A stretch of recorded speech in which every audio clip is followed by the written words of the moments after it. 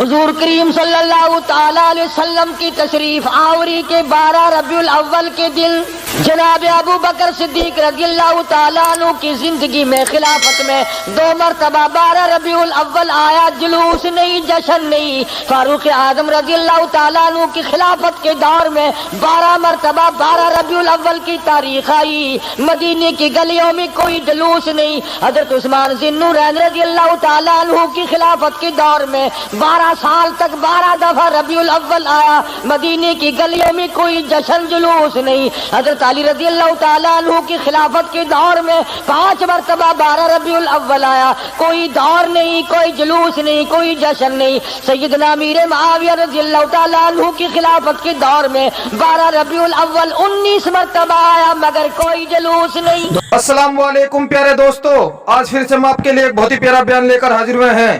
بیان کا عنوان ہے مسلمان جلوس کیوں نکالتے ہیں، 12 ربیع الاول کا اسپیشل بیان۔ بہت ہی پیارا بیان ہے دوستو، آئیے سنتے ہیں اس بیان کو۔ امام ابو حنیفہ رحمت اللہ علیہ کی زندگی میں 40 مرتبہ 12 ربیع الاول آیا، کوئی جلوس نہیں، کوئی جشن نہیں۔ امام احمد بن حنبل رحمت اللہ علیہ کی زندگی میں 35 مرتبہ 12 ربیع الاول آیا، کوئی جلوس نہیں، کوئی جشن نہیں۔ امام شافعی رحمت اللہ علیہ کی زندگی میں 47 مرتبہ 12 ربیع الاول آیا، کوئی جلوس نہیں۔ علامہ ابن تیمیہ کی زندگی میں 35 مرتبہ 12 ربیع الاول آیا، کوئی جلسہ جلوس نہیں۔ علامہ سید عبد القادر جیلانی پیران پیر رحمت اللہ علیہ کی زندگی میں 41 مرتبہ 12 ربیع الاول آیا، کوئی جلسہ جلوس نہیں۔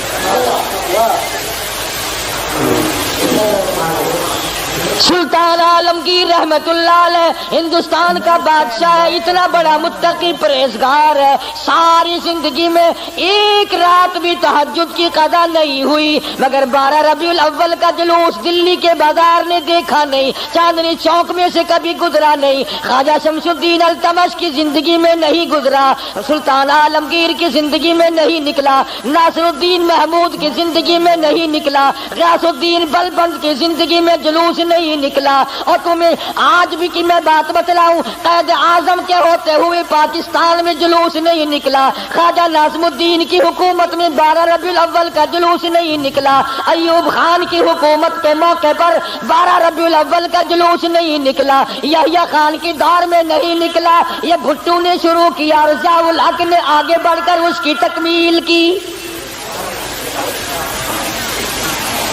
تمہیں پتہ نہیں ہے یہ نبی کا جلوس نہیں ہے۔ چور جب چوری کرتا ہے کتوں کو ٹکڑا ڈالا کرتے ہیں، یہ بھونکے نہ، تمہیں تماشے میں لگا کر اپنا کام کرنا چاہتے ہیں۔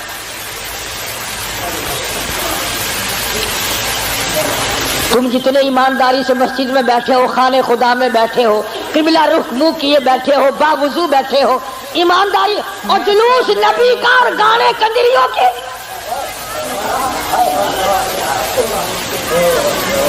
اندازہ لگا۔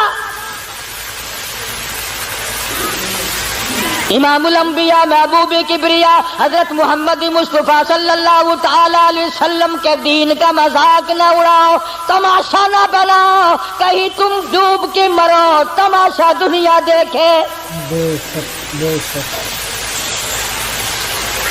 دیکھنا تو صحیح، کنجروں کے گانے، کنجریوں کے گانے، ملنگوں کے گانے، ملنگڑیوں کے گانے، جلوس اس ذات پاک کا جس کو اللہ پاک نے عرش عظیم پہ تشریف لے جاتے وقت جوتے اتارنے کا بھی حکم نہ دیا۔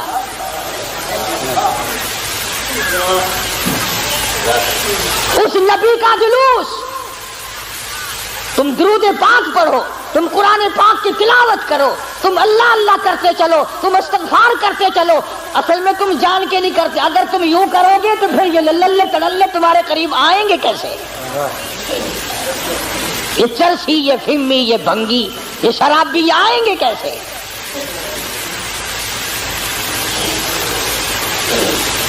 نت نئے پروگرام ہے، نت نئی دنیا ہے، حضرت انس رضی اللہ تعالیٰ عنہ فرماتے ہیں میں مدنی کریم صلی اللہ علیہ وسلم کے ساتھ ساتھ چل رہا تھا، بنسری کی کانوں میں آواز آئی، حضور کریم صلی اللہ علیہ وسلم نے رحمت والے ہاتھوں کی پیاری پیاری انگلیاں اپنے کانوں میں ڈال لی، دور تک تو تشریف لے گئے۔ اس کے بعد فرمایا اے انس وہ منحوس آواز کیا اب بھی آ رہی ہے؟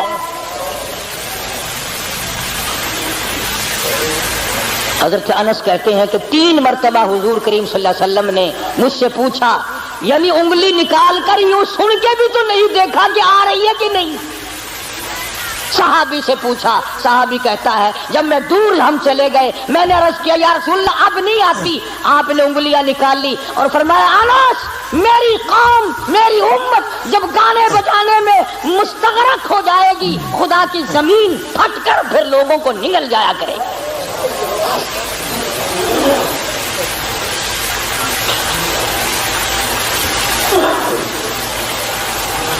ادھر بڑا زور لگا ہوا ہے، چندے ہو رہے ہیں، مولویوں نے لاؤڈ اسپیکر کھولے ہوئے ہیں، 1 روپیہ دو انشاءاللہ جنت ملے گی، 1 روپے کے بدلے میں جنت ملے گی۔ اور کملے 1 روپیے نال کوئی پالش جٹی بھی نہیں کر کے دینا تو جنت دینا پہ ایڈی سستی گنڈے دا پا دیکھو کی آٹے دا کی ہے لکڑ دا کی ہے تو جنت ایڈی سستی۔ مولوی صاحب جدو جاؤ گے تو پتہ چلے گا جنت دی قیمت دا۔ تجھے کیا معلوم ہے جنت کتنی قیمتی ہے؟ جا بلال سے پوچھ کے آج اس کا چمڑا ادھیڑ دیا گیا۔ احمد بن حنبل نے 2 برس تک اس اللہ کے قرآن کی وجہ سے درے کھائے، پوچھ کے آج جنت کی کیا قیمت ہے۔ ابو حنیفہ کا جنازہ جیل سے نکلا، پوچھ کے آج جنت کی کیا قیمت ہے۔ علامہ ابن تیمیہ کو کوڑے پڑے، سعید ابن مسیب کو ذبح کر دیا گیا، اور ہر تحریک میں ہر اللہ والے نے قربانی دے کر جنت کو حاصل کیا ہے، تو 1 روپے میں جنت بیچ رہا۔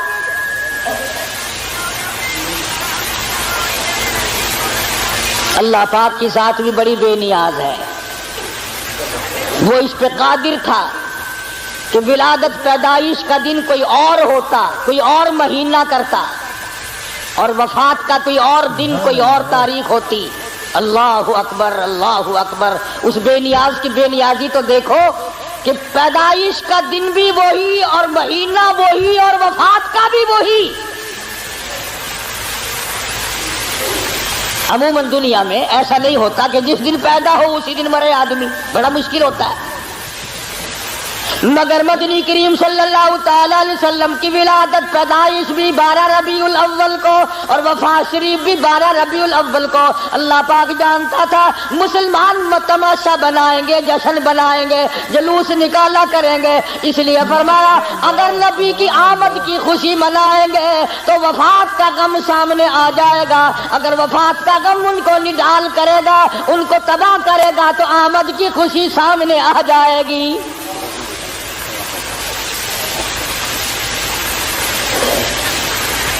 کن حالات میں مدنی کریم صلی اللہ تعالی علیہ وسلم تشریف لائے؟ حضور کریم صلی اللہ علیہ وسلم کے والد ماجد حضرت عبداللہ آپ کو پیٹ میں ہی، اماں کے پیٹ میں ہی چھوڑ کر دنیا سے رخصت ہو گئے۔ اندازہ لگاؤ اس غریب اور اس یتیم کی زندگی کا کیا کہنا جو پیدا ہونے سے پہلے لاوارث ہو گیا ہو، شکم مادر میں ہے۔ حضرت عبداللہ کا انتقال ہو گیا۔ سیدہ آمنہ خاتون رضی اللہ تعالی عنہ اپنی بیوگی کی زندگی بسر کر رہی ہیں۔ حضرت کی دادی نے حضرت کے دادا سے ایک دن بھی اشارہ کر کے بلایا اور بٹھایا۔ حضرت کی دادی ایک دن حضرت کے دادا کو کہنے لگی تجھے پتہ بھی ہے میں تو بڑی پریشان ہوں، میں تو بہت پریشان ہوں۔ حضرت کے دادا نے پوچھا کیوں؟ کہنے لگی یہ ہماری بیوہ بہو جو آمنہ ہے یہ عطر استعمال کرتی ہے، خوشبو لگاتی ہے بھی بیوہ ہے بھی پیٹ سے، اور قریش کی بیٹی، قریش والوں کی سرداروں کی گھر والی ہے، لیکن عطر لگاتی ہے، مجھے بڑا فکر ہے اپنی عزت کا۔ ابھی اسلام نہیں آیا، قرآن نہیں آیا، ایمان نبی نہیں آیا، ایمان نہیں آیا، مگر حضرت کی دادی کو عزت کا فکر ہے، اور نبی کے ماننے والوں، اپنی بیٹیوں کو ہار و سنگار کر کے فلم کی طرف چھٹیاں دینے والوں، زرک برک بچیوں کو بنا کر کالجوں کی طرف 4-5 گھنٹے کی چھٹی دینے والوں، شرم کرو، سوچو ذرا تمہارے نبی نے تمہیں تشریف لانے سے پہلے کیا عظمت عطا کی ہے۔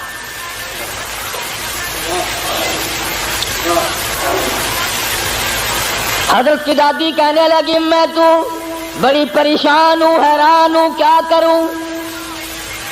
حضرت کی دادی نے جواب دیا تو پوچھ لیتی، تو نے کیوں نہ پوچھ لیا؟ اللہ اکبر۔ حضرت کی دادی کہنے لگی عبد المطلب کو میں تجھے کیا بتاؤں، میں نے کئی مرتبہ ارادہ کیا، کئی مرتبہ بلایا، جب میں آملہ بیوہ بہو کے چہرے پہ نظر ڈالتی ہوں میں پسینوں پسینہ ہو جاتی ہوں،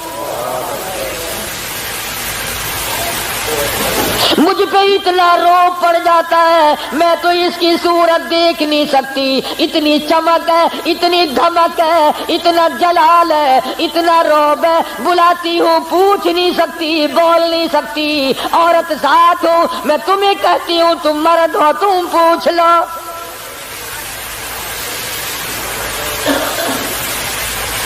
حضرت کا دادا کہنے لگا تو عورت ذات ہے، تو گھر میں بیٹھی رہتی ہے، تجھے کیا معلوم ہے میں مرد ہوں، باہر رہتا ہوں، سارے مکے نے میرا سر کھا لیا، مجھے تنگ کرتے ہیں، گلی والے پوچھتے ہیں، محلے والے پوچھتے ہیں، مکے والے پوچھتے ہیں، اور کہتے ہیں عبد المطلب تیرے گھر پہ عطر کی بارش کہاں سے ہوئی؟ میں کیا بتاؤں، کیا جواب دوں، پریشان رہتا ہوں۔ اور عبد المطلب نے حضرت کی دادی کو کہا تجھے اور میں بات بتاؤں، یہ جو خوشبو میرے ویڑے میں سے آتی ہے، جس غسل خانے میں جاتی ہے وہاں بھی عطر ہے، وہاں بھی مہک ہے، جس کمرے میں بیٹھتی ہے وہاں مہک ہے، جہاں ویڑے میں بیٹھتی ہے ویڑا معطر ہے، جس جگہ تھوکتی ہے وہاں بھی خوشبو ہے، جہاں بیٹھتی ہے وہاں بھی عطر اور خوشبو ہے۔ قربان جاؤں آمنہ کے در یتیم حضرت محمد کریم صلی اللہ علیہ وسلم کی تشریف آوری پر۔ اور عبد المطلب نے کہا حضرت کی دادی کو تجھے اور بات بتاؤں، یہ قرب و جوار کا معمولی عطر نہیں ہے، کہنے لگا عراق کا یہ عطر نہیں، یمن کا نہیں، شام کا نہیں، فلسطین کا نہیں، قرب و جوار کا نہیں، عام عطر نہیں، کوئی خاص خوشبو ہے۔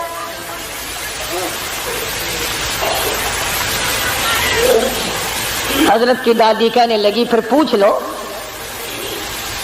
عبد المطلب نے جرأت کر کے ہمت کر کے آواز دی آمنہ بیٹی ادھر آؤ، تشریف لے آئی۔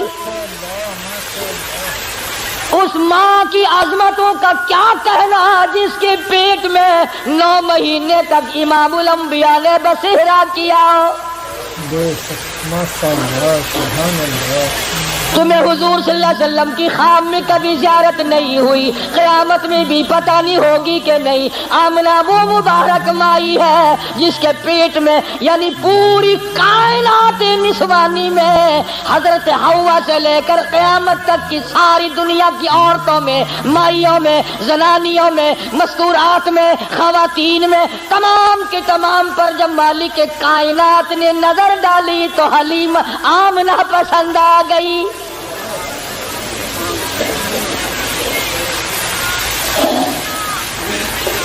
ہمارے ملک میں اگر کسی افسر کی کسی عورت پہ نظر پڑ جائے اور وہ اپنی بنا لے تو لوگ کہتے بڑے مزے آ گئے۔ آمنہ وہ ہے جس پہ خدا کی نظر پڑی۔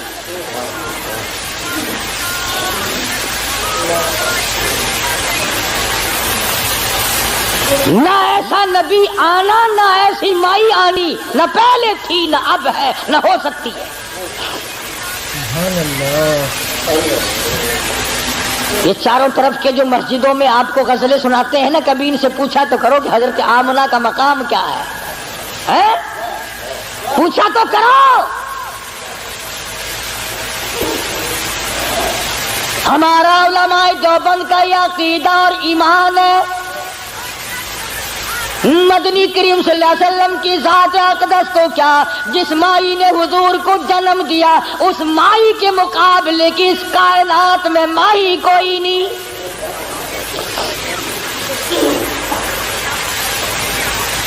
अब्दुल मुत्तलिब ने बुला लिया, तशरीफ ले आई, जरा जुर्रत करके कहा, बेटी आमना, तुझे पता है मैं बैतुल्लाह का मुतवल्ली हूँ, खाने काबे का मुतवल्ली हूँ, सरदार हूँ कुरैश का, चौधरी हूँ, इज्जत वाला हूँ, आबरू वाला हूँ, हसब नसब वाला हूँ।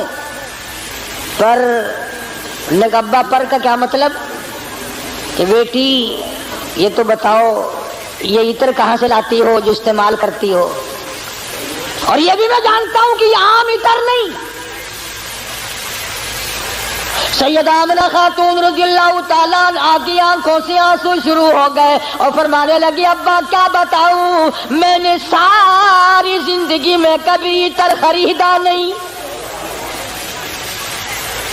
मुझे लाके किसी ने इतर दिया नहीं, मुझे किसी ने दिया नहीं, मुझे अच्छे माड़े इतर की पहचान नहीं, मैंने इतर वाले की दुकान देखी नहीं, मैं बाजार कभी गई नहीं, मैं मंडी कभी गई नहीं, मुझे किसी सहेली ने लाके नहीं दिया, मुझे किसी मुलाजिम ने लाके नहीं दिया, मेरे घर वालों ने नहीं लाके दिया, मैंने सारी जिंदगी में खरीदा कभी नहीं, मुझे अच्छे माड़े इतर का पता कोई नहीं। पर अब्बा एक बात बताती हूँ, न तुमने खरीदा न मैंने खरीदा न किसी और ने लाके दिया, ऐसा मालूम होता है। अपना पेट पे हाथ रख के फरमाती है, इस आने वाले मेहमान की बरकत है।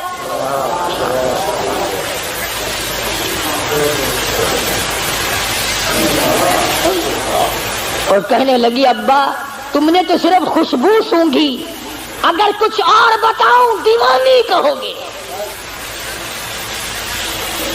फरमाती है अब्दुल मुत्तलिब, ये सूरज मुझे कई मरतबा सलाम करता है, ये चांद मुझे सलाम करता है, जब मैं सोती हूँ ऐसी औरतें जो न तुमने देखी न मैंने देखी खड़ी होकर मुझे पक्का झलती है, क्यों ना हो।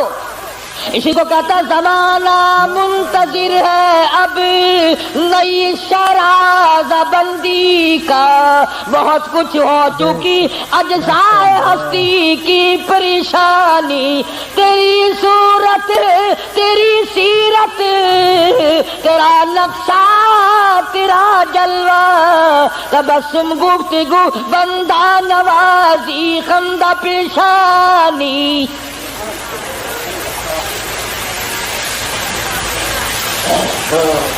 फरमाती है जिस दिन मदनी करीम सल्लल्लाहु अलैहि वसल्लम तशरीफ लाए, दुनिया में पैदा हुए, कैसरो किसरा के महलात में ज़लज़ला आ गया।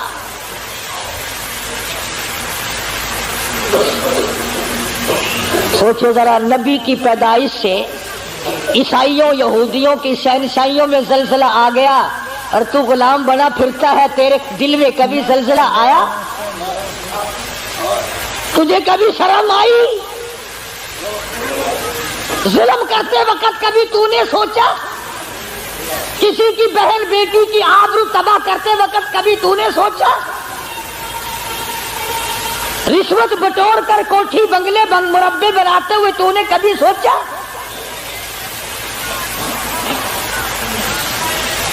ईरान में जो हजारों साल से आग जल रही थी, जिस दिन हुजूर दुनिया में तशरीफ लाए खुद ब खुद बुझ गई।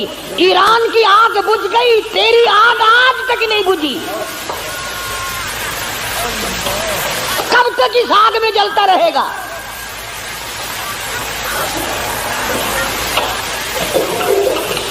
सैयदा आमिना खातून रज़ियल्लाहु ताला अन्हा, अल्लाहु अकबर, घर में रहती है। उधर यमन के बादशाह ने चढ़ाई कर दी, हाथियों वाली फौज लेकर आ गया। हाथियों वाली फौज लेकर आया बैतुल्लाह को गिराने।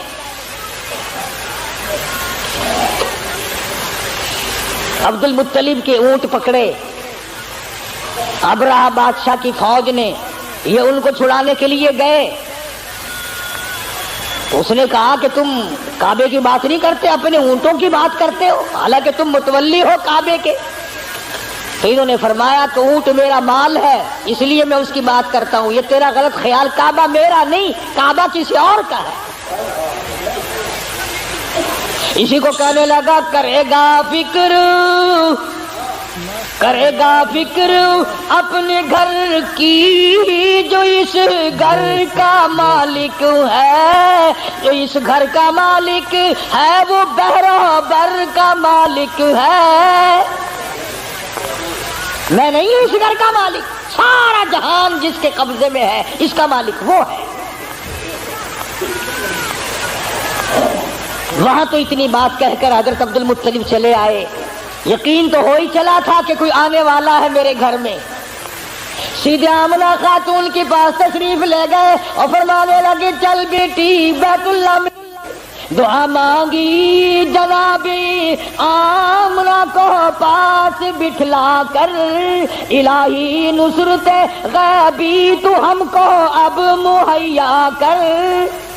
या लिशान बच्चा जो अभी है बतने मादर में बिशारत थी कि इसका नूर चमकेगा तेरे घर में। हज़रत आमना के हाथों में गिलाफे काबा है, दुआ मांग रही है। आवाज आई आमना, मैं इन कुरैश के सरदारों को नहीं जानता, मुझे मक्के वालों से कोई वास्ता नहीं। फरमाया मुझे अपने किबरियाई की कसम, ऐ आमना तेरे पेट में जो इस वक्त है उस काली कमली वाले की सूरत की कसम। वद्दुहा वल्लैली इज़ा सजा, मेरे महबूब तेरे चमकते चेहरे की कसम। वल्लैली इज़ा सजा, तेरी जुल्फों की स्याही की कसम, तेरे मुस्कुराने की कसम, तेरे तबस्सुम की कसम, तेरे हाथ की कसम, तेरी गुफ्तार की कसम। और जिन गलियों में मेरे महबूब तू चलता है मुझे उन गलियों की कसम।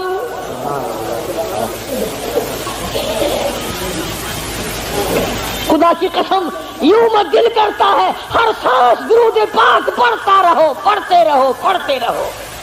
और फिर भी क्या होगा, इसी को कहता है हजार बार बसोयम दहल बमुस्को गुलाब हनूस नाम तू गुफ्तल कमाल बेअदबी।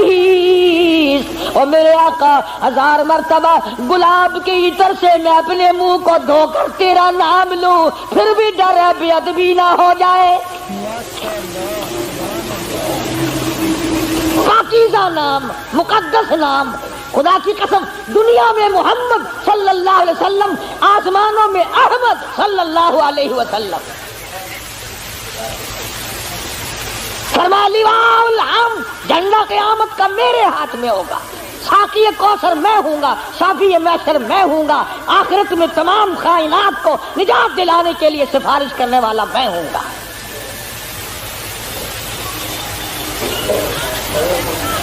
उस घर में तशरीफ ला रहे हैं चौधरियों, खानों, मलकों, हर वक्त अपने आप को आसमान पे चढ़ाने का इरादा करने वालों, दो जहान की दौलत उस घर में आ रही है जहां रात को चिराग नहीं।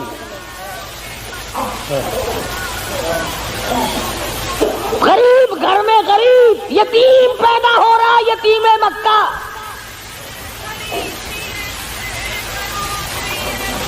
नाज न किया करो, नखरे न किया करो। अल्लाह ने जो दौलत दी है, जवानी दी है, कारोबार दिया है,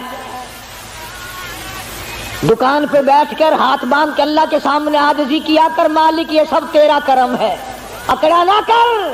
हाँ, वो बड़ा बेनियाज है, उसने करोड़पति लोगों से भीख के टुकड़े मंगवा दिए।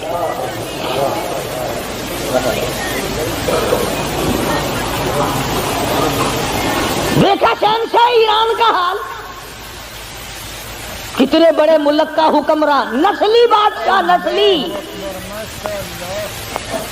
زمین نہ ملی کہیں ٹھکانہ کرنے کو، امریکہ نے جواب دے دیا، فرانس نے جواب دے دیا، بالآخر ملکہ فوزیہ جس عورت کو طلاق دے کر ایک عرصے سے دھکا دے دیا تھا، وہ جرمنی کے پردے پہ ناچ رہی تھی، وہاں جا کر خدا کا واسطہ دیا، مصر کی سرزمین میں دفن ہوا۔ دفن ہونے کے لیے ایران میں قبر کی جگہ نہ ملی۔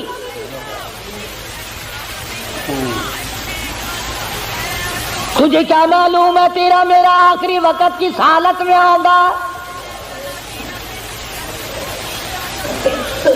محمد عربی صلی اللہ تعالی علیہ وسلم تشریف لا رہے ہیں،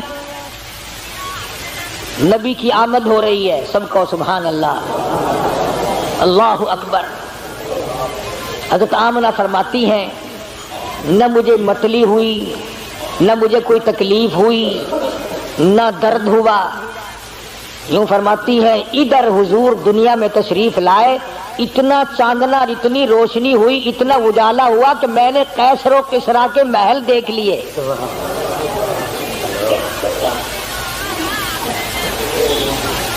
عام مورخین کہتے ہیں کہ اتنی غربت تھی کہ اس رات کو سرکار کے گھر میں چراغ نہ تھا، تیل کے پیسے نہ تھے۔ میرا دل یہ بات تسلیم نہیں کرتا، بلکہ میں یہ کہتا ہوں کہ جس گھر میں، جس زمین پہ، جس جگہ پہ دو جہان کی دولت آفتاب نبوت طلوع ہو رہا ہو، وہاں چراغوں کا اور بتیوں کا کیا کام ہے؟ ہمارا عقیدہ ہے جس زمین پہ حضور نے قدم رکھے وہ ساری زمین کی سردار۔ سیدہ آمنہ فرماتی ہیں کہ جب حضور پیدا ہوئے، آپ کو پتہ نہیں یہ عورتوں کے مطلب کا مسئلہ ہے،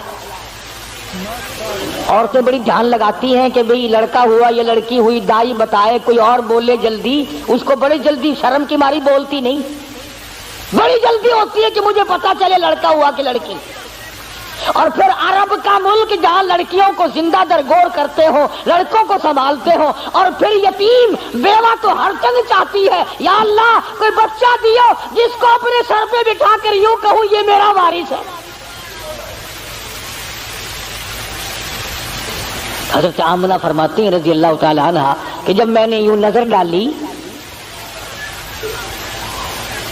اللہ غنی میں حیران ہو گئی، ادھر دنیا میں تشریف لائے، ادھر مالک کائنات کی پروردگار عالم کی چوکھٹ پہ سجدہ کر دیا۔ یہ ثابت کر دیا لوگوں میں سارے دروازوں سے ہٹا کر، ساری قبروں سے ہٹا کر، سارے مزاروں سے ہٹا کر، سارے بتوں سے ہٹا کر، سارے مندروں سے ہٹا کر، سارے گرجوں سے ہٹا کر، ساری دنیا چھڑا کر ایک پروردگار عالم کی چوکٹ پہ سر جھکانے آیا ہوں۔ حضرت آمنہ فرماتی ہیں کہ یوں آسمان کی طرف دیکھا اور اس شہادت کی انگلی کا یوں اشارہ کیا، گویا یہ بتایا ہے کہ میں تو اس ایک کے ماننے والا ہوں، میں تو اس ایک کو ہی مانوں گا، اسی کو منواؤں گا۔ سوال ہوا، حضرت کی پرورش کا رواج تھا کہ دیہات میں بھیج دیا کرتے تھے تاکہ زبان صاف سیکھے۔ جہاں بھی اب اپنے مزاج کی بات ہے، سارا جہان کہتا ہے کہ دائیاں آتی رہی جاتی رہی، آتی رہی جاتی رہی، حضور کریم صلی اللہ علیہ وسلم کو لیا نہیں، یتیم سمجھ کے لیا نہیں۔ میں اس بات کو تسلیم نہیں کرتا، بلکہ میں یہ کہتا ہوں انہوں نے حضور کو نہیں لیا، بلکہ حضور نے ان کو پسند کیا ہی نہیں۔ وہ کون ہوتی تھی لینے والی؟ میرے آقا نے ان کو پسند نہیں کیا۔ اور پھر جس کی امانت ہے دوسرے کو کیوں ملے؟ جب امانت حلیمہ کی ہے کوئی اور کیسے لے جائے؟ آئی ہے پیچھے سے حلیمہ، اللہ اکبر۔ وہ مکے سے جتنی دائیاں واپس آئی کہنے لگی سارے بچے اٹھا لائی ہو، کوئی چھوڑ کے بھی آئی ہے، کہا تھا مجھ غریب کے لیے بھی؟ لگا کوئی نہیں، بس ایک یتیم ہے مکے میں، اس کا ابا کوئی نہیں، نہ انعام ملے نہ اکرام ملے، غریب گھرانہ ہے۔ کہنے لگی چلو دیکھ کے تو آؤں، رنگ ڈھنگ تو دیکھو کیسا ہے۔ دروازے پہ دستک دی، اندر سے پوچھا من دکل باپ کون ہے؟ جواب ملا انا حلیمہ، میں حلیمہ ہوں۔ حضرت آمنہ کہتی ہے ادھر حلیمہ کا نام سنا، ادھر محبوب دو عالم نے مسکرا دیا۔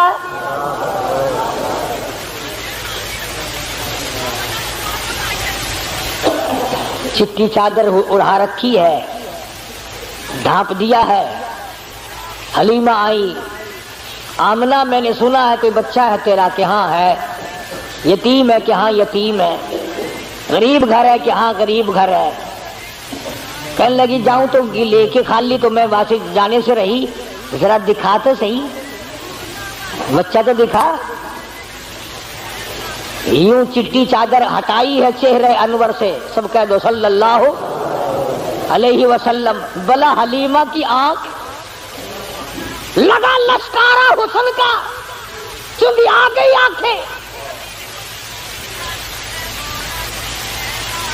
بے ساختہ حلیمہ کہنے لگی آمنہ ماشاءاللہ نظر نہ لگے، میری ان آنکھوں نے آج تک ایسا بچہ دیکھا نہیں، میری آنکھوں نے اتنا حسین نہیں دیکھا۔ حضرت آمنہ کہنے لگی حلیمہ میں نے بڑے بچے دیکھے ہیں پر ایسا حسن نہیں، رات سے جب سے میرے گھر میں پیدا ہوا چراغوں کا کام نہیں، سورج نکلا ہوا میرے گھر میں۔ ادھر حلیمہ نے کہا میں نے نہیں دیکھا، ادھر آمنہ نے کہا میں نے نہیں دیکھا۔ جبریل امین پاس کھڑے تھے، کہنے لگے او حلیمہ او آمنہ تم نے مکے کے بچے دیکھے ہوں گے، تم نے قریش کے بچے دیکھے ہوں گے، حلیمہ تو نے بنو سعد کے بچے دیکھے ہوں گے۔ میں مشرق میں چکر لگاتا ہوں، مغرب میں پھرتا ہوں، شمال میں پھرتا ہوں، جنوب میں پھرتا ہوں، آفاق ہا گردیدم بسیار خوبا دیدم لیکن تو چیزیں دیگری۔ او آمنہ حلیمہ مجھے رب کائنات کی قسم ہے میں جبریل کی آنکھ نے اتنا حسین نہیں دیکھا۔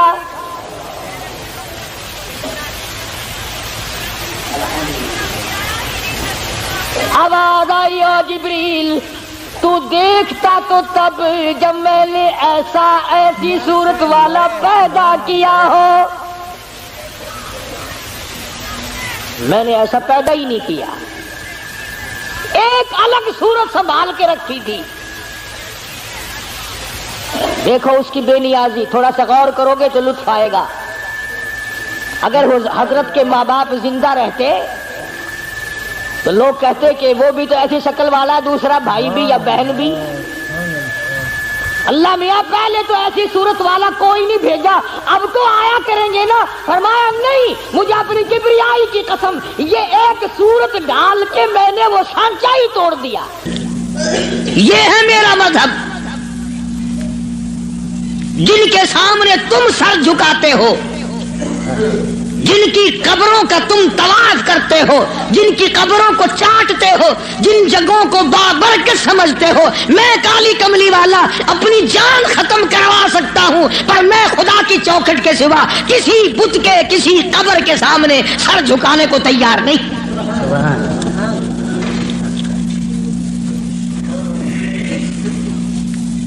سرکار مدینہ صلی اللہ علیہ وسلم نے ابراہیم علیہ السلام کی قبر کے سامنے سر نہیں جھکایا، تم ننگوں کی قبروں کے سامنے سر جھکاتے ہو۔ مدنی کریم صلی اللہ تعالی علیہ وسلم نے اسماعیل علیہ السلام کی قبر کے سامنے سر نہ جھکایا، یعقوب علیہ السلام کی قبر کے سامنے سر نہیں جھکایا، یوسف علیہ السلام کی قبر کے سامنے سر نہیں جھکایا، موسیٰ علیہ السلام کی قبر کے سامنے سر نہیں جھکایا، اور آپ صاف صاف فرما دیا فلا اعبد الذین تعبدون من دون اللہ، میں ہرگز ہرگز کسی اور کی عبادت کرنے کو تیار نہیں۔ میری ساتھ لڑو، میری ساتھ جھگڑا کرو، او مکے والوں میں تم سب کی مار کھانے کو تیار ہوں، اپنے دین کا سودا کرنے کو تیار نہیں۔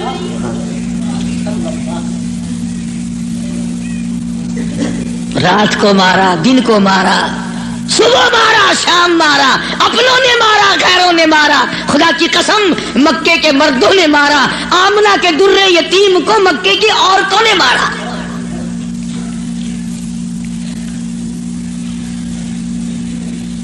اور کس کی عبادت کرتے ہو؟ کس کی پوجا کرو گے؟ کون ہے عبادت کے لائق؟ فرمایا میں تو عبادت بھی، سجدہ بھی، رکوع بھی، نظر نیاز بھی ساری اس کے لیے کرتا ہوں۔ ولیکن اعبد اللہ الذی یتوفاکم، فرمایا میں اس کو خدا مانتا ہوں، میں اس کو رب مانتا ہوں، میں اس کو مشکل کشا مانتا ہوں، میں اس کو حاجت روا مانتا ہوں، میں اس کو نظر نیاز کا حقدار مانتا ہوں جو میری اور تمہاری موت پہ قادر ہے۔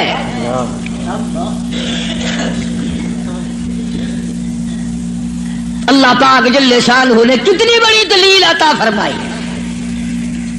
جو کسی کو مارتا ہو، زندہ کرتا ہو، پیدا کرتا ہو، وہ خدا ہے۔ جو مر جائے وہ خدا نہیں۔ بھلا جس کی خود موت آ جائے وہ خدا کیسے ہے؟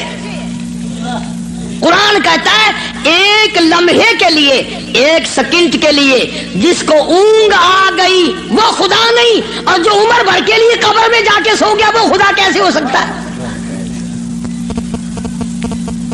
فرمایا اللہ لا الہ الا هو الحی القیوم،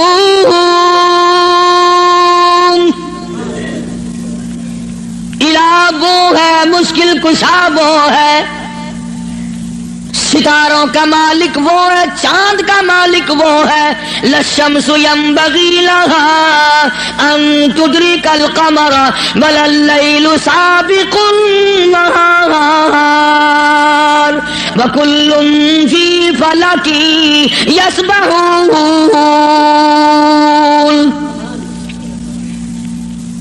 فرمایا کتنی مدت گزر گئی، چاند سورج کو گردش کرتے، کبھی ٹکر ہوئی، کبھی ایکسیڈنٹ ہوا، رات دن کو کتنے دن ہو گئے چلتے ہوئے، کبھی تک آپس میں ٹکراؤ تصادم ہوا؟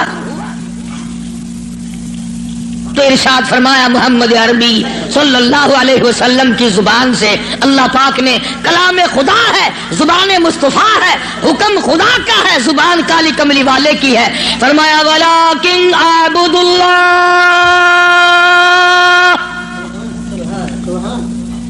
میں اس کو حاجت روا مانتا ہوں، میں اس کو مشکل کشا مانتا ہوں۔ میری بگڑی بنانے والا وہ ہے، اجڑوں کو بسانے والا وہ ہے، اولاد دینے والا وہ ہے، اولاد دے کر کے لے لینے والا وہ ہے، تخت و تاج عطا کرنے والا وہ ہے، اور تخت پہ سے اٹھا کر پھانسی پہ لٹکا دینے والا وہ ہے۔ ولیکن اعبد اللہ الذی یتوفاکم وامرت ان اکون من المؤمنین،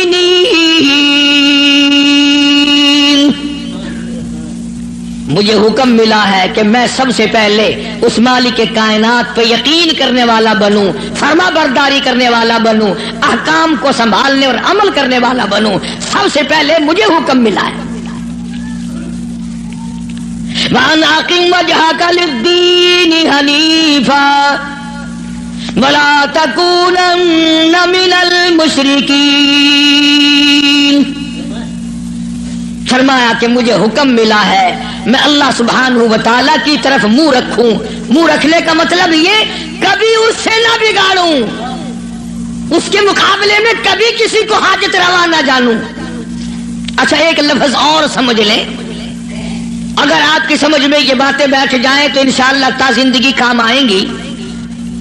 یہ جو لفظ سبحان ہے، سبحان ربی العظیم، سبحان ربی الاعلیٰ، سبحانک اللہم، سبحان اللہ وبحمدہ، سبحان اللہ والحمدللہ، فسبحان اللہ رب العرش العظیم، سبحان اللہ عما یشرکون، یہ جو قرآن میں، نماز میں، حدیثوں میں لفظ سبحان ہے، اس کے معنی، اس کا ترجمہ سب علماء اور تمام لوگ یہ کرتے ہیں پاک ہے اللہ۔ اس کا مطلب یہ معنی یہ کرتے ہیں پاک ہے اللہ، سبحانک اللہم، اے اللہ ہم تیری پاکی کا اقرار کرتے ہیں۔ جو میں آپ کو سمجھانا چاہتا ہوں وہ اب بھی نہیں سمجھے، وہ اب بھی نہیں سمجھے۔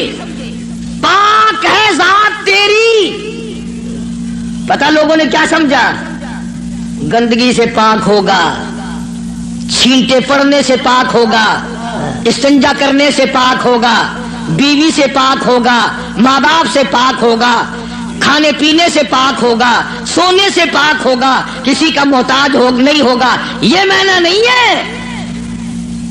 سبحانک اللہم، اے اللہ ہم تیری پاکی کا اقرار کرتے ہیں، تو پاک ہے۔ کیسے پاک ہے؟ پلیتی سے پاک مراد نہیں، ناپاکی سے مراد پاک نہیں، بلکہ تو پاک ہے اس بات سے کہ تیری خدائی میں کوئی ساجی بنے،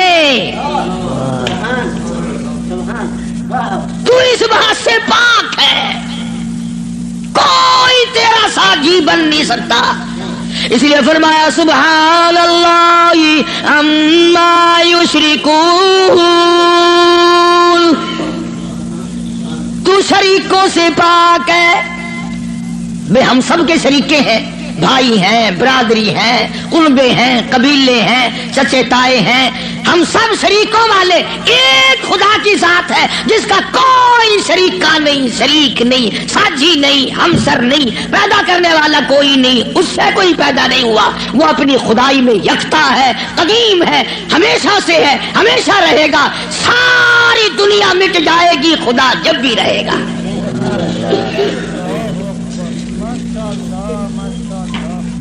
لوگ سبحان اللہ کا معنی یہ سمجھتے ہیں، سارے مولوی بھی سکھاویں اللہ کی ذات پاک ہے، لوگ یہ سمجھتے ہیں غسل خانے میں سے نہا کے نکلا ہوگا پاک ہو گیا، پاک ہے۔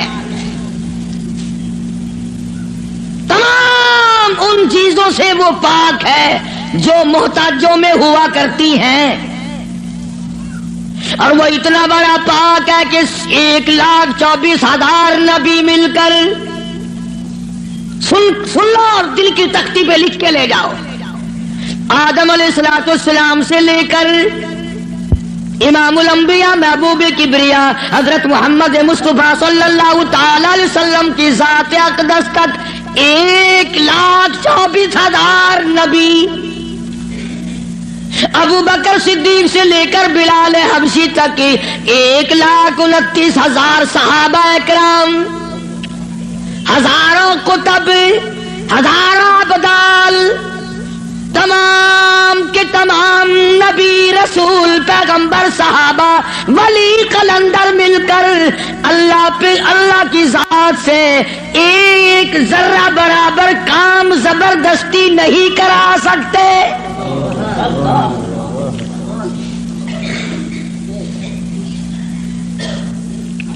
کوئی زبردستی نہیں کرا سکے گا۔ آیت الکرسی کی کیسٹ آپ نے سنی ہوگی، فرمایا من ذا الذی یشفع عنده الا باذنہ۔ من، یہ جو لفظ ہے عربی کا من، اس کے معنی پتہ کیا ہے؟ جیسا کہ اردو بولی میں اگر کوئی بات کہی جائے نا، ایک آدمی اقدم کہتا ہے، کون کہتا ہے، کون کہتا ہے، یوں ہے۔ ملتانی زبان کچھ آ دے نہیں، کیڑا بندہ آتا ہے میرے سامنے ایک باری منہ کراؤں گا، لکھا صحیح نہ گھنچا، کیڑا آکھدا ہے۔ فرمایا من ذا الذی یشفع عنده، کون ہے، کون ہے زبردستی سفارش مجھ سے کرانے والا، میرے سامنے کرنے والا، الا باذنی، جب تک میں اجازت نہ دوں کوئی دم نہیں مارے گا۔ میری طرف سے اجازت جب تک نہ ہوگی نہ اولاد ماں باپ کے حق میں سفارش کر سکے گی، نہ نیک آدمی اپنے ساتھیوں اور دوستوں کے بارے میں سفارش کر سکے گا، بلکہ فرمایا جب تک میری طرف سے اجازت نہ ہوگی نبی بھی، خود مدنی کریم صلی اللہ علیہ وسلم بھی اس وقت تک سفارش نہیں کر سکتے جب تک اللہ پاک کی طرف سے اجازت نہ ملے۔ جو میں نے ترجمہ کیا، گھروں میں قرآن کریم رکھے ہیں، دیکھ لینا جا کر۔ من ذا الذی، کون ہے، کس کی مجال ہے، کس کی جرت ہے، کون میرے سامنے آ سکتا ہے؟ اور کیسے سامنے آئے؟ میدان محشر ہوگا۔ قرآن کریم ہے، آواز آتی ہے یوم یجمع اللہ، یوم یجمع اللہ الرسل فیقول ماذا اجبتم۔ اللہ پاک سارے نبیوں کو، سارے رسولوں کو، سارے نبیوں کو، سارے پیغمبروں کو جمع کر کے فرمائیں گے کیا تم نے لوگوں کو کہا تھا؟ حالانکہ اللہ پاک جانتا ہے، وہ عالم الغیب ہے، اسے پتہ ہے، مگر پھر بھی ضابطے کو پورا کرنے کے لیے پوچھتا ہے۔ ایک دو کی بات نہیں، یوم یجمع اللہ الرسل، سارے رسولوں سے اللہ پوچھے گا۔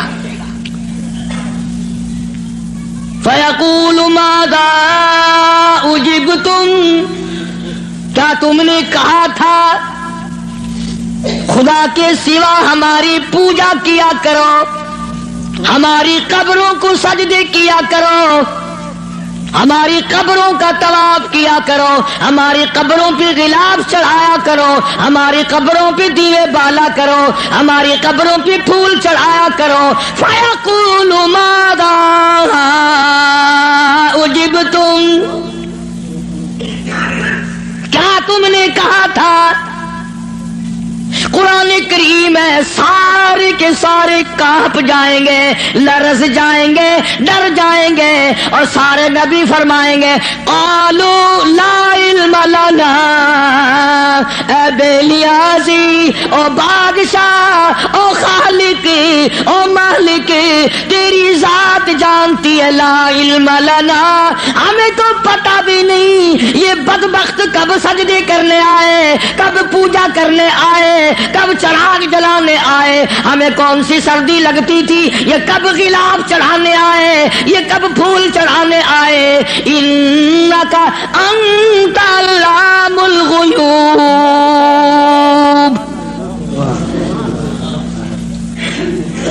اگر ہم کہتے میرے رب اور ہمارے پروردگار تیرے سے چھپی نہ رہتی بات، ہم نے نہیں کہا ان کو۔ اللہ سبحانہ و تعالی نے پھر آگے چل کر چند آیتوں کے بعد ایک ایسے پیغمبر کا تفصیلی ذکر فرمایا۔ سبحان اللہ، اللہ اکبر۔ پہلے تو سارے پیغمبروں کا حال بتا دیا، قیامت کے دن یہ بنے گا۔ پھر اگلی آیتوں میں ایک ایسے پیغمبر کا، ایک ایسے رسول کا ذکر خیر فرمایا جن کی ذات کو عیسیٰ علیہ السلام کہتے ہیں، جن کو اس وقت پوری دنیا میں آدھے سے زیادہ آبادی خدا مانتی ہے۔ اس پیغمبر کا صاف پھر اعلان کیا، فرمایا وَإِذْ قَالَ اللَّهُ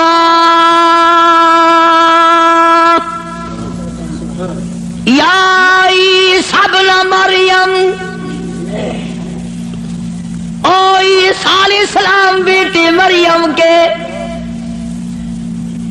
یا عیسیٰ ابن مریم، او مریم کے بیٹے، او عیسیٰ علیہ السلام، یہ جو عیسائی تجھے خدا مانتے ہیں، اَأَنْتَ قُلْتَ،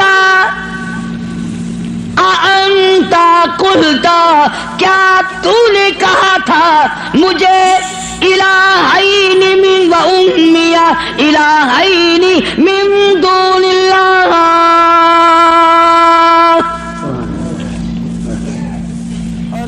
کیوں جناب اے عیسیٰ علیہ السلام، کیا تم نے کہا تھا لوگوں کو کہ مجھے اور میری والدہ کو خدا ماننا؟ اب ایک کڑوی بات کہہ دوں، عیسائی ہے، ایک عیسیٰ علیہ السلام کو خدا مانتے ہیں، ایک ابراہیم علیہ السلام کو خدا مانتے ہیں۔ عیسائی 3 خدا کو مان جائیں تو اسلام سے نکل جائیں، کافر ہو جائیں، اور ہمارے لیے چھٹی ہے، ہم ہزاروں خداؤں کو مانتے رہیں۔ الگ الگ تقسیم بنا رکھی، فلانا مرض پاک مائی ٹھیک کرے گی، آخر مچھلی گھن کے بنا ہے، اس پہ پاک مائی دی جا کے بنا ہے، انشاءاللہ خیر آوے سی، مچھلیاں دی جا بئی گولی کھڑن، ککڑاں دی جا بئی ہے، بکریاں دی جا بئی ہے، ساڈا نمبر آوے انشاءاللہ کٹے دا گوشت، ماں پیو دا ختم دیوانا ہوئے نا، اندازہ لگا، تماشا دیکھ کیا بنا رکھا ہے، الگ الگ جگہ بنا رکھی ہے۔ اولاد وہاں سے ملے گی، بادشاہت وہاں سے ملے گی، دکان میں برکت وہاں سے پڑے گی، کیا بتاؤں؟ اب آئی سب نہ مریم، اور عیسیٰ علیہ السلام بیٹے مریم کے انتا، خدا کی قسم اگر تم عربی سمجھتے نا، عربی تمہارے کلیجے پھٹ جاتے۔ خدا نے یہ جو لفظ استعمال کیے نا یہاں، انتا، بڑے جھڑکی والے لفظ ہیں، اور کیا تو نے من دون اللہ، میرے سوا، اللہ اکبر، اللہ پاک کے غضب کو، اللہ کے قہر کو، اللہ کے جلال کو انبیاء سے زیادہ کون سمجھ سکتا ہے؟ پیغمبروں سے زیادہ اس کے قہر کو کون جانے؟ عیسیٰ علیہ السلام تھرا جائیں گے، گھبرا جائیں گے۔ قرآن اب جواب کیا ہونا چاہیے تھا؟ کو اللہ کے سوا خدا بنا لینا، تو جواب یہ ہونا چاہیے تھا، نہیں جی، نہ صحیح، نہیں صاحب میں نے ایسا نہیں کیا، اللہ اللہ۔ اب آتی عیسیٰ علیہ السلام روئے، گھبرائے، بول اٹھے، فرمانے لگے قال سبحانک، آیا وہی لفظ، عیسیٰ علیہ السلام پاک ذات تیری، سبحانک، تو پاک ہے، شریکوں سے پاک ہے، عیبوں سے پاک ہے۔ جب تو خود پاک ہے میں شریک کیسے بن جاتا؟ ہاں کی بات نہیں کری، خدا کی عدالت ہے۔ ہاں شیشن میں عدالت میں پیشی ہو نا، کئی دن پہلے بخار چڑھ جاتا ہے، ہائی کورٹ کی پیشی ہو ہفتہ پہلے دماغ خراب ہو جاتا ہے، سپریم کورٹ کی پیشی ہو 6 مہینے پہلے دماغ خراب ہو جاتا ہے فکر میں۔ ارے خدا کی عدالت کی پیشی ہے، عدالت خدا کی ہے، پیشی نبی کی ہے۔ فرمایا قال سبحانک، بولے ہیں عیسیٰ علیہ السلام، یا اللہ پاک ذات تیری، ما یکون لی ان اقول ما لیس لی بحق، یا اللہ تو پاک ہے، جن چیزوں سے میں ایسی بات کیسے کہہ سکتا ہوں؟ کیوں کر میں کہتا ایسی بات جس سے تو پاک ہے، یعنی اور خدا ہو ہی نہیں سکتا۔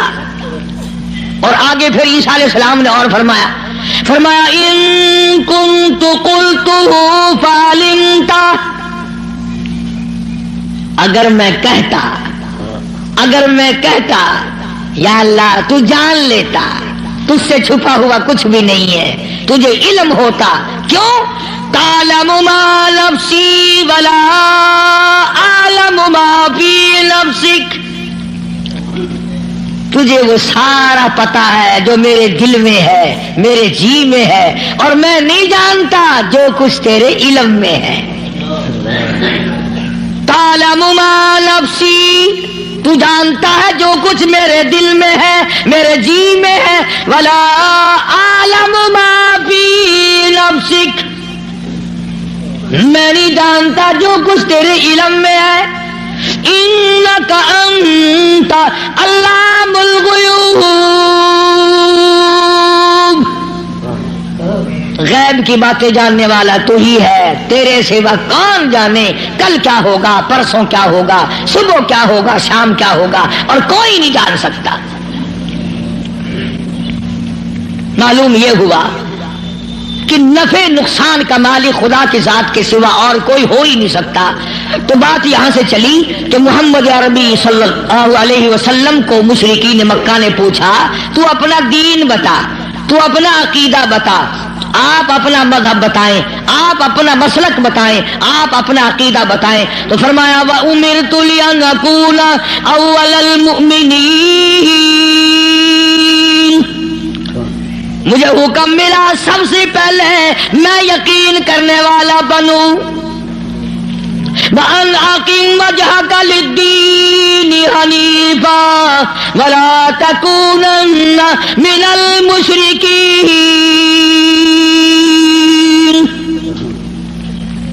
میں اس خدا کی طرف منہ کیے بیٹھا ہوں، میرا اسی کی طرف دھیان ہے، اسی کی طرف توجہ ہے. اور لوگوں مجھے مارو یا چھوڑو، صلح کرو یا لڑائی کرو، میرے غلاموں کو مارو یا چھوڑو، میں اپنے اس پیٹ پہ ایک ایک وقت میں 2 پتھر تو باندھ سکتا ہوں، پر اپنے خدا کے ساتھ میں کسی کو شریک نہیں کرنے کا.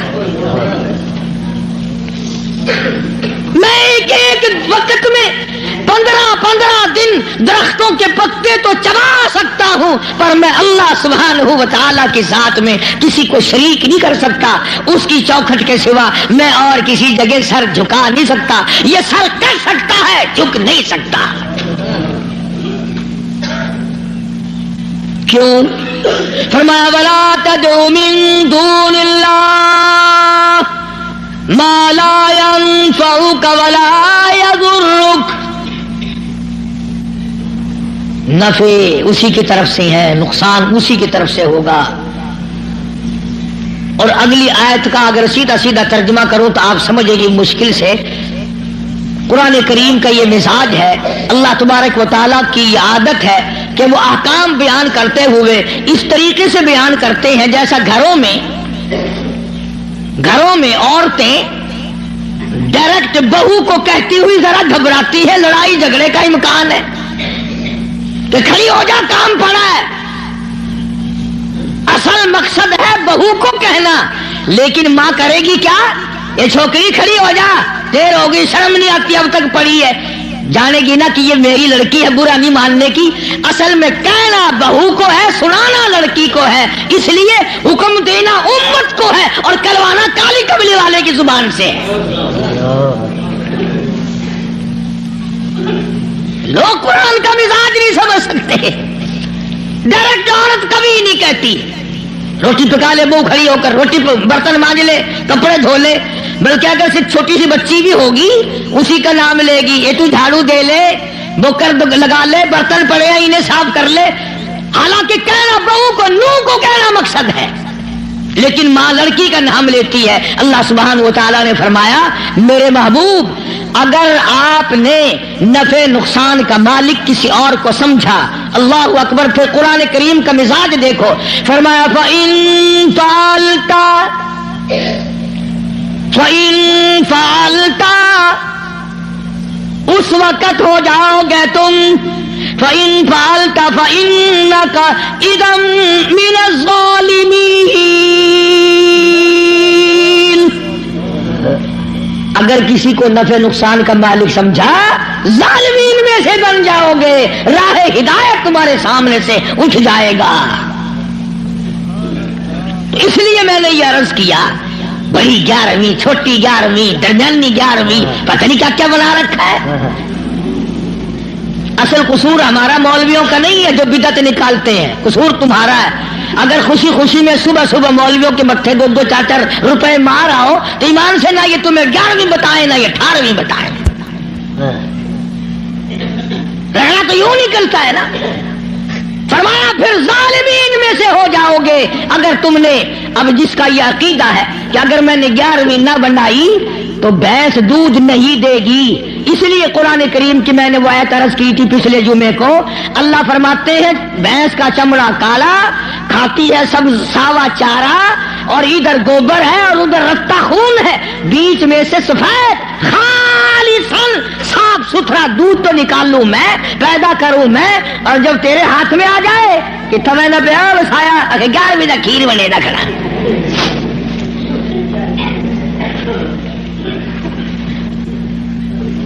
فرمایا یہ میں نے پیدا کیا ایک ایک قطرہ دودھ کا، ایک ایک قطرہ خالصاً. لوگوں نے یہ سمجھا پانی ملا ہوا نہیں ہوگا. یہ جو لفظ خالص ہے قرآن کریم میں، اس سے لوگوں نے یہ سمجھا ہوگا کہ خالص ہوگا بغیر پانی کا. نہیں، یہ بات نہیں، بلکہ اللہ پاک فرماتے ہیں پانی سے بھی پاک ہے. خالصاً میرے نام کے سوا اس دودھ کا ایک قطرہ پیدا کرنے والا کوئی نہیں.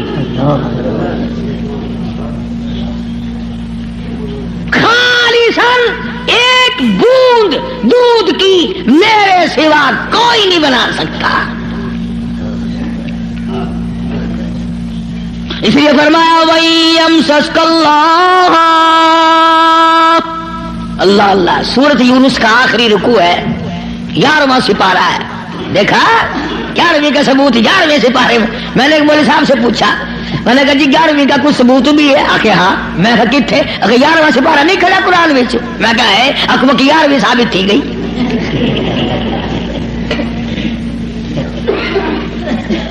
11واں سپارہ آخر نہیں بکھا ہے، اکبر تھی گئی. اندازہ لگا کیا قصے ہیں یہ. اللہ پاک ہماری رگوں سے بڑا واقف ہے، جانتا ہے نا آدمیوں کی کمزوریوں کو، اور خود اس نے جو بنایا. فرمایا کہ اچھا جی یہ باتیں اس وقت تک کی ہیں جب آدمی سکھیا ہو، جب پریشانی میں ہوتا ہے، جو چکر میں پھنستا ہے، مت ماری جاتی ہے، عقل کام نہیں کرتی، پھر وہ اس قسم کا کام کر بیٹھتا ہے. اللہ پاک نے فرمایا وَيَمْسَسْكَ اللَّهُ بِضُرٍّ فَلَا كَاشِفَ لَهُ إِلَّا هُوَ. اگر کسی کو دکھ پہنچے، کوئی چکر آ پڑے، کوئی مصیبت آ پڑے، کوئی دکھ آ پڑے، کوئی پریشانی آ پڑے، اللہ میرے سوا کوئی دور کرنے والا نہیں. کون ہے؟ تیرا بخار اتارنے والا کوئی نہیں، تیری بگڑی ہوئی بنانے والا کوئی نہیں، تیری خالی جھولی کو بھرنے والا کوئی نہیں، تیری خالی جیب کو بھرنے والا کوئی نہیں، تجھ بے علم کو علمدار بنانے والا اس کے سوا کوئی نہیں. فرمایا وَإِن يُرِدْكَ بِخَيْرٍ فَلَا رَادَّ لِفَضْلِهِ. اگر کوئی کسی کو اچھائی پہنچانا چاہے تو میرے حکم کے سوا پہنچ نہیں سکتی. اللہ نے سارے واقعات قرآن کریم میں سمجھا دیے. اب قوم مسلمان اگر قرآن کی طرف توجہ نہ دے، تمہیں اخبار پڑھنا آتا ہے، تمہیں رسالے پڑھنے آتے ہیں، تمہیں ڈائجسٹ پڑھنے آتے ہیں، تمہیں ناول پڑھنے آتے ہیں، تمہیں کتابیں پڑھنی آتی ہیں، اگر تمہیں نہیں آتا تو خدا کا قرآن سمجھنا نہیں آتا. کبھی کوئی اب باپ اپنے بیٹے کو اس نیت سے نہیں پڑھاتا میرا بیٹا پڑھے گا، قرآن کا ترجمہ سیکھے گا، میں تو ان پڑھ رہ گیا، مجھے بھی سنایا کرے گا، میری اپنی اماں کو بھی سنایا کرے گا. اس نیت سے کون پڑھاتا ہے؟ نیت بات پہلے ہوتی ہے، بعد میں آگے ہم لوگ چلتے ہیں. قرآن سے دشمنی اس دنیا میں، اس ملک میں، ہندوستان میں سب سے پہلا ترجمہ قرآن کریم کا مجدد الفسانی امام ربانی شیخ احمد فاروقی سرہندی رحمت اللہ علیہ نے کیا. قرآن کا ترجمہ کر دیا فارسی میں. وہ زمانہ فارسی کا تھا، لوگ عموماً فارسی بولا کرتے تھے. دلی میں، آگرے میں، میرٹھ میں دفتری زبان، سرکاری زبان فارسی تھی. تو مجدد الفسانی سرہندی رحمت اللہ علیہ نے قرآن کریم کا ترجمہ فارسی میں کر دیا. اب جتنے بڑے بڑے پیر تھے، گدی نشین تھے، سب کو آگ لگ گئی. انہوں نے کہا اگر قرآن کا ترجمہ لوگوں کی سمجھ میں آ گیا پھر ہماری پوجا کون کرے گا؟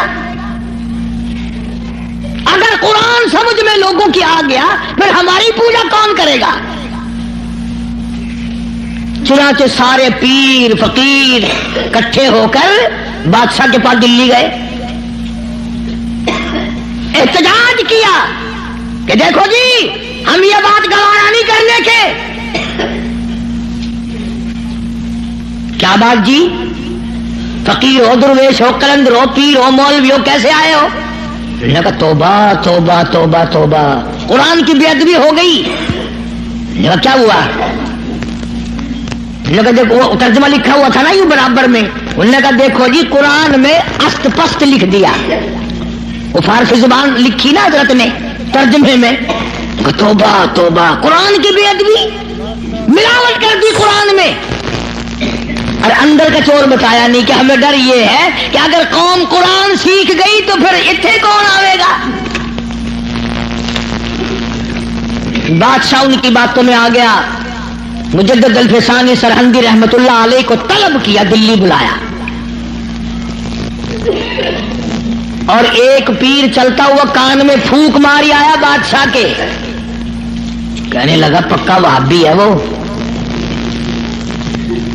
وہابی ہو گیا ہے. اس پر بھی ایک بات یاد آئی میرے، آپ کو بھی سنا دوں لطیفے کی. مولانا اشرف علی تھانوی سب کہہ دو رحمت اللہ علیہ، یوں لکھا ہے کہ ایک گاؤں میں بنیے کی دکان تھی، جیسے ساری دنیا میں تھی اور ہے.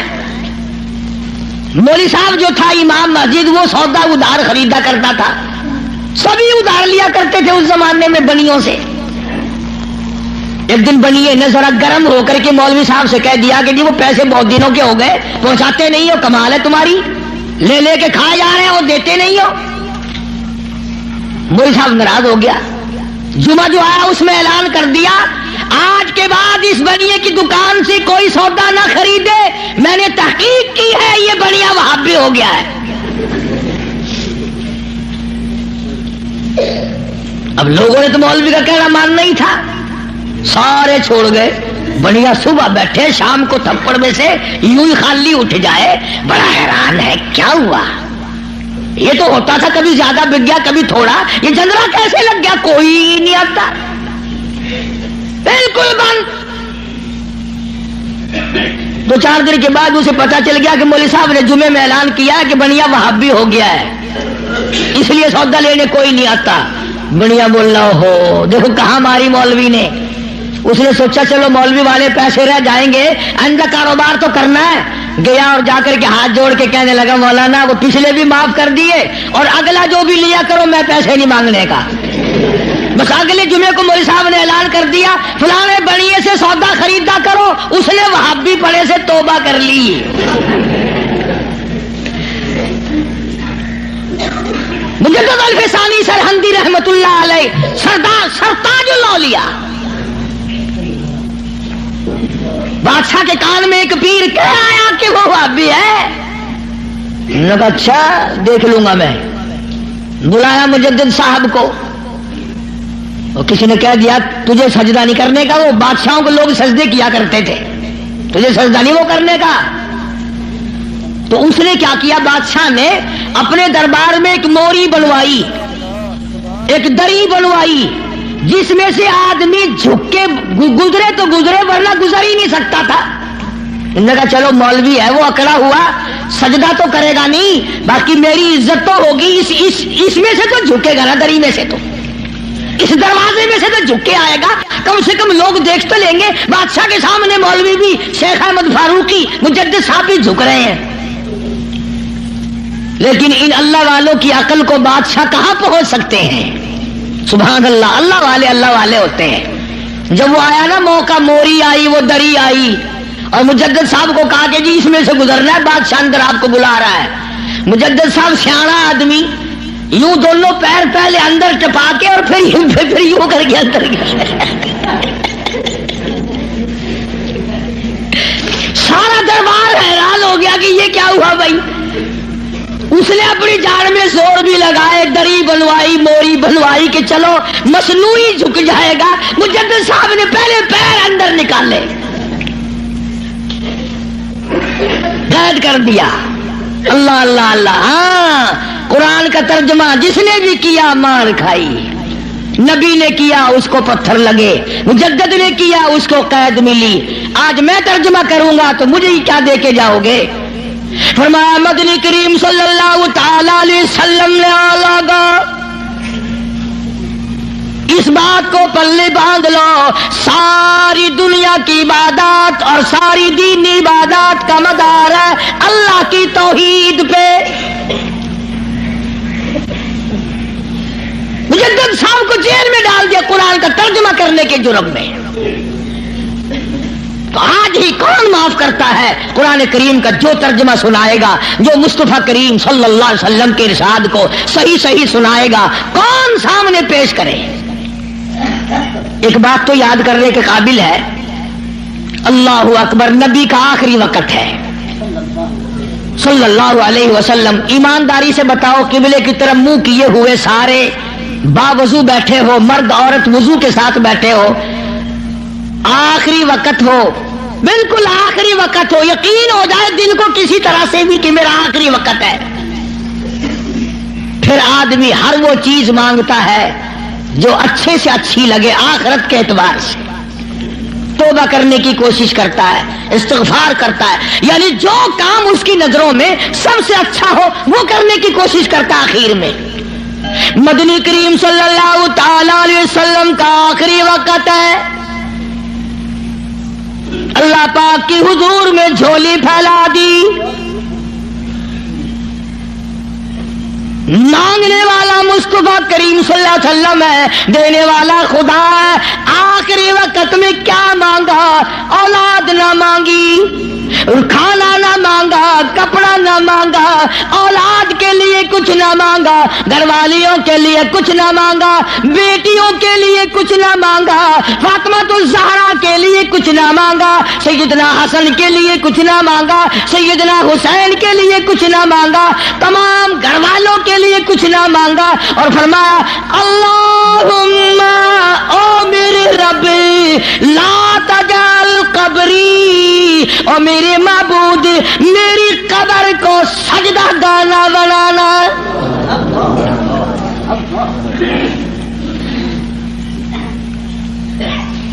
دعا ہے امام الانبیاء. یہ جو جالیوں کے پاس کوڑا لیے کھڑے ہیں یہ کالی کملی والے کی دعا ہے. دعا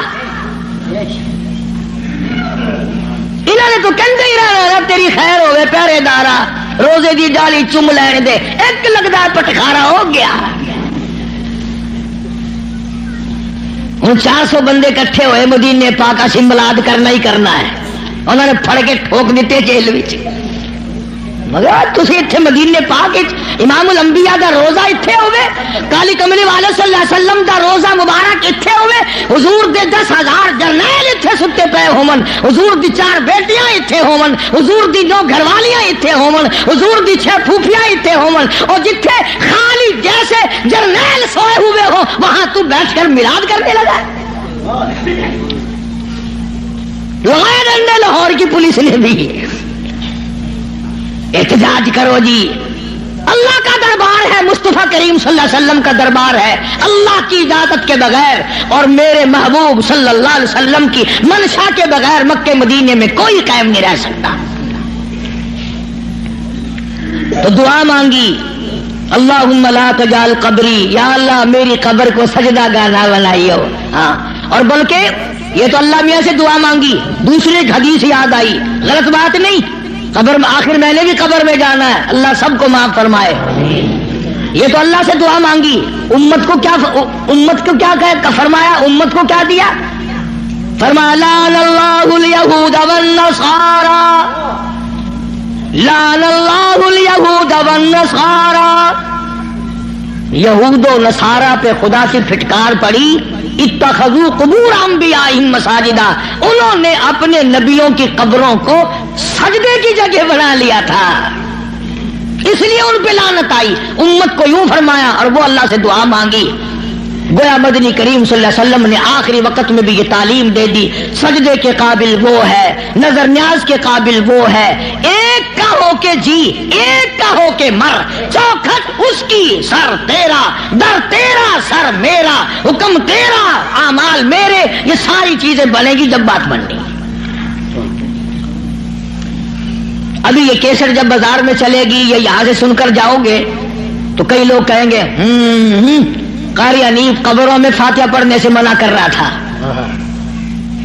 क्यों? उन पर कोई इल्जाम नहीं, जो गलत बात कहे ना कुरान में ना हदीस में। हम सही बात भी कहें फिर भी ऊपर कुछ ना कुछ फतवा लगे बगैर रहता नहीं। हम आह भी करते हैं तो हो जाते हैं बदनाम, वो कत्ल भी करते हैं तो चर्चा नहीं होता। क्योंकि जी देखो कब्रों में हाय हाय हाय हाय एडा जुल्म, खुदा का कहर आ गया होता। फातिहा को लोग आके मना कर पै गए, हटकर पै गए। किसने मना किया है? एक दिन में 2 मरतबा कब्रिस्तान जाया कर। और तू जाता है वहां दरबार में पीर के और मां कब्र में जल रही है। उस मां की कब्र पे जाके फातिहा पढ़ा कर। और पीर की जगह भी अगर तू जाके फातिहा पढ़े तो सवाब है, मैं मना नहीं करता, मैं खुद जाता हूं। कुरान पढ़, तिलावत कर, अलहम शरीफ 1 मरतबा पढ़, 3 मरतबा कुल हुवल्लाह पढ़कर अल्लाह के बंदों को सारों को बख्श दे, एक को बख्श दे, माँ को, बाप को, पीर को, फकीर को। कौन मना करता है? हुक्म है इस तरह किया करो। बात है दूसरी, सुल्तान बाहू रहमतुल्लाह अलैह के मजार पे चले जाओ, हजारों मन मिट्टी का ढेर लगा हुआ, चिकनी मिट्टी, टिब्बे पड़े लगे हुए, और एक बैठा नामस टंडा, लाइन लग रही है औरतों की और वो मिट्टी गोल गोल के पिला रहा है। कह लगा जी 100 मर्जों की दवा है हजरत दी। ले, ये बात नहीं है, ये गलत है बस। इसलिए कुरान करीम का तर्जुमा सूरत यूनुस का जो लिखे पढ़े लोग हैं, 11वां सिपारा सूरत यूनुस का आखिरी रुकू है, उसका तर्जुमा देखना, तफसीर देखना। अल्लाह मुझे और आपको अमल की माशाअल्लाह, सुभान अल्लाह। तो दोस्तों बहुत ही खूबसूरत बयान था, बहुत ही प्यारा बयान था, बहुत ही अच्छा बयान था। बयान फरमा रहे थे हजरत मौलाना कारी हनीफ मुल्तानी साहब अपनी खूबसूरत आवाज और खूबसूरत अंदाज के साथ। अल्लाह ताला हजरत की मगफिरत फरमाए, आमीन। तो दोस्तों मिलते हैं। अगर आपको हमारा बयान अच्छा लगा तो हमारे वीडियो को लाइक और चैनल को सब्सक्राइब जरूर करें और अपने दोस्तों रिश्तेदारों में एक बार शेयर जरूर करें और हमें कमेंट करके जरूर बताएं कि आपको हमारे बयान कैसे लगा, और कमेंट में माशाअल्लाह और अल्लाह अकबर जरूर लिखें। तो दोस्तों कल फिर मिलते हैं एक नए बयान के साथ। तब तक के लिए आप सभी को अल्लाह हाफिज। सलाम वालेकुम व रहमतुल्लाहि व बरकातुहू।